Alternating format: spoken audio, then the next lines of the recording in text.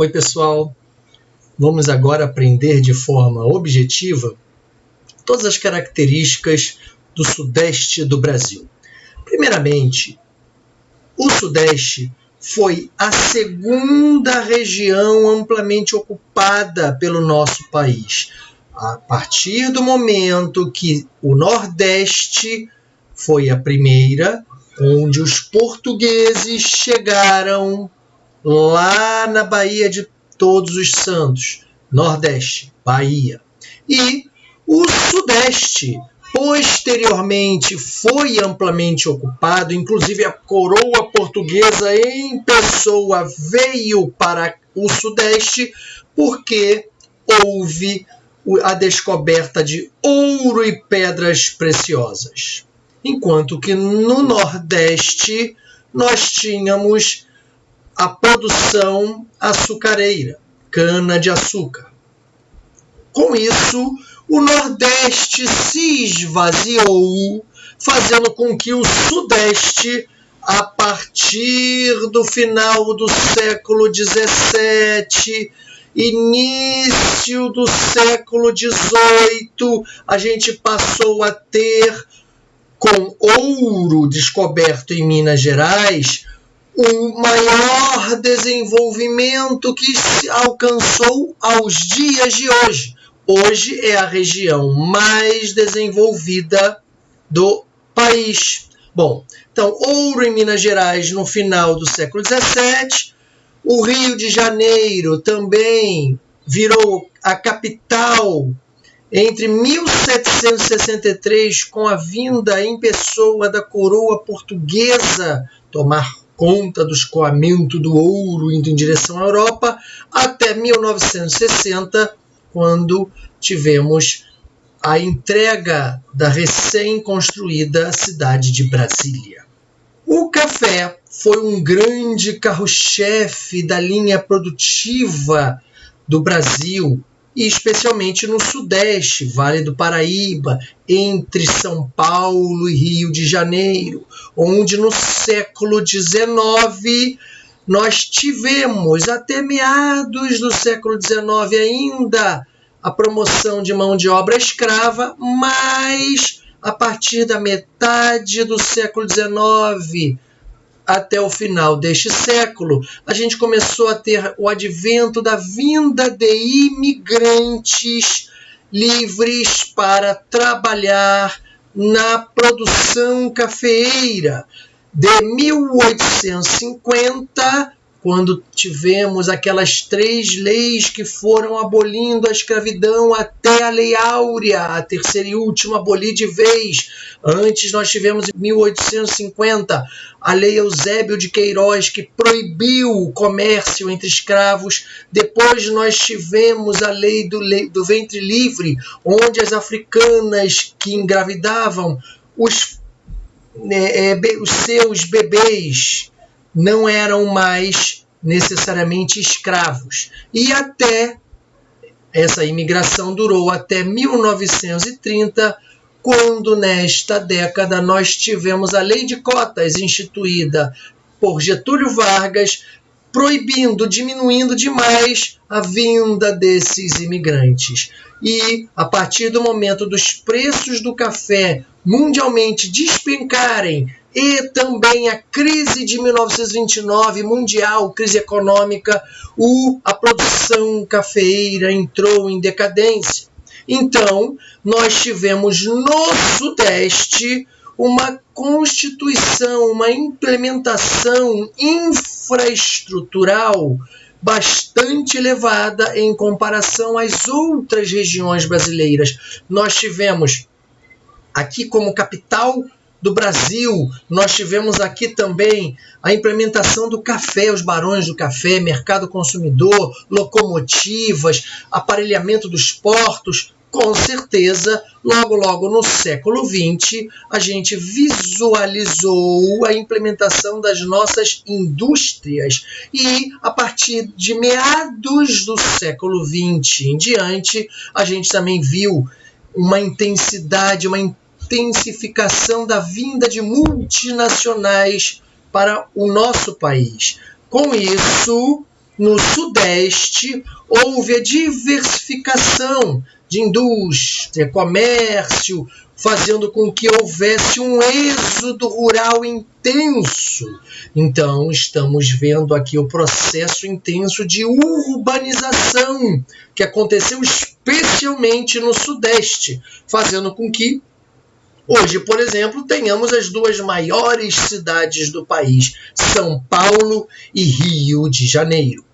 Bom, com isso, com esse crescente espaço urbano, essa urbanização intensa, não foi fácil para se conseguir implementar a infraestrutura suficiente. Foram muito mais pessoas e muito menos recursos e capacidade governamental e nem tempo também, que aconteceu tudo muito rápido. Então nós tivemos o chamado inchaço urbano, onde a gente passou a ter o acúmulo de diversos problemas, como favelização, violência, desemprego, entre tantos outros problemas. Então isso foi provocando um processo chamado de desconcentração industrial, onde os empresários, indústrias, começaram a ver que tantos problemas e o custo também estar baseado aqui no Sudeste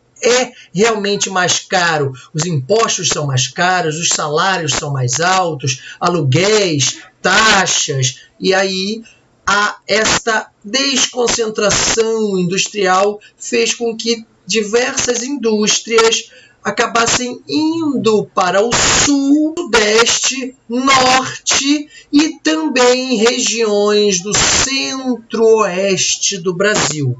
Bom, quando a gente fala o centro-oeste do Brasil e norte, a gente também tem a questão da agropecuária, por tomar conta das novas fronteiras agrícolas, onde o entorno da Amazônia está sofrendo um grande desmatamento e uma grande ocupação de fazendeiros que estão, ou os poderosos que estão ampliando as suas terras cada vez mais, grileiros, grilagem de terra, que ocupam a terra, instituem uma fazenda ali onde era a floresta amazônica e depois vende essa posse de terras só para produzir lucro próprio. E a gente também tem fazendeiros médios de pequeno porte, pequenos agricultores, mas que ainda conseguem ter a capacidade de ter um certo capital para investir, e infelizmente no processo de desmatamento, onde eles também ocupam essas áreas para a produção agrícola. E com isso, a gente vai tendo a Amazônia sendo posta abaixo por vários processos, inclusive por queimadas clandestinas e criminosas. Algumas podem ser até espontâneas, mas está se verificando muita criminalidade na Amazônia. Bom, quanto ao relevo, a gente tem a presença principalmente das serras do mar e a Serra da Mantiqueira. A Serra do Mar é aquela bem perto do relevo, um pedaço específico da Serra do Mar chamada Serra dos Órgãos, mas é Serra do Mar ainda, é ocupado pelas cidades de Petrópolis, Teresópolis, Friburgo. Okay? E aí você subindo essa serra mais atrás, a gente tem a Serra da Mantiqueira e a gente tem em Minas Gerais, também boa parte da Serra da Mantiqueira já em Minas Gerais, e a gente tem também a Serra do Espinhaço em Minas Gerais, muito importante, a Serra da Canastra também não podemos nos esquecer.